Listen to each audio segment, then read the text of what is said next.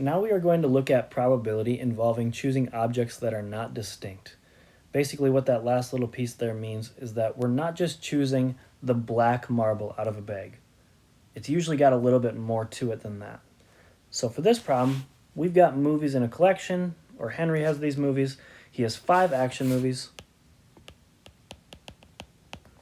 4 comedies, and 3 dramas. And with what little space I have left, I'm going to just write down that I can see that we have 12 total movies. 12 total movies, and we're going to randomly select one of them. We want to know what the probability is that the movie that we select, or he selects, is not a drama. So that's a little bit different than just saying, well, what is the probability of him pulling out a drama? Because then we can figure that one out. That's the same as the other problems we did. But now we changed it up a little bit. We're saying, what's the probability that he selects something other than a drama? So if you can tell right at the top right corner of the page, I've got win over possible. I talked about that last time. That's how we're going to set up our fractions. Win divided by possible. So if I make myself a fraction, I have to ask myself 2 questions. The first question is, what would be considered a win? In this case, our problem says we want not a drama. So anything else would be a win. For example, on this one, an action movie or a comedy would be considered a win.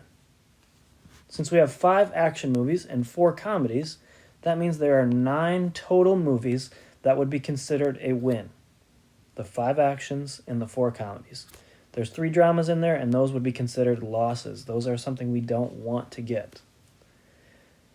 And then on the bottom there, the second question we're going to have to ask ourselves is, how many movies were possible to be chosen? If we're choosing these at random, there are 12 total movies that could be possibly selected. Now, we do want our answer in a fraction, so that's great, but it does say we want simplest form, so I'm going to have to simplify my fraction here. 9 over 12 can be simplified to 3 over 4, and that is how we are going to leave that answer. Let's move on to the next question. In an aquarium, there are 7 large fish and 6 small fish. I'm going to write that down first before we move on too far. 7 large and 6 small.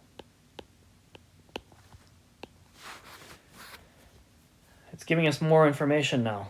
Half of the small fish are red. So I'm actually going to change this a little bit. Half of the small fish are red. So this is what I'm going to do. I'm going to say there are 7 large, because that fact is still true, but then when we get to the small, we're changing that one up a little bit.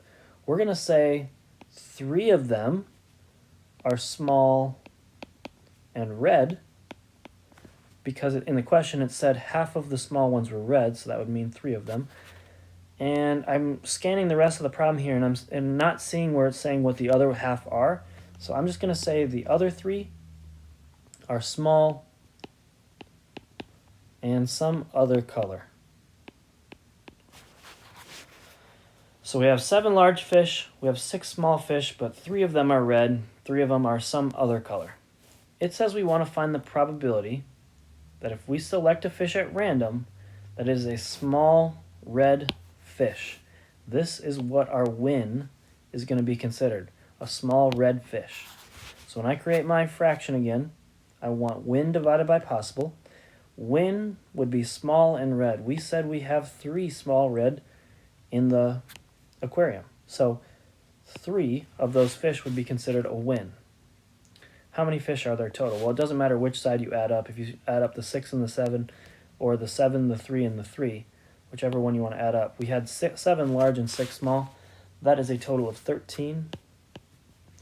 So our fraction is 3 over 13. It says it wants it as a fraction, and it wants it in simplest.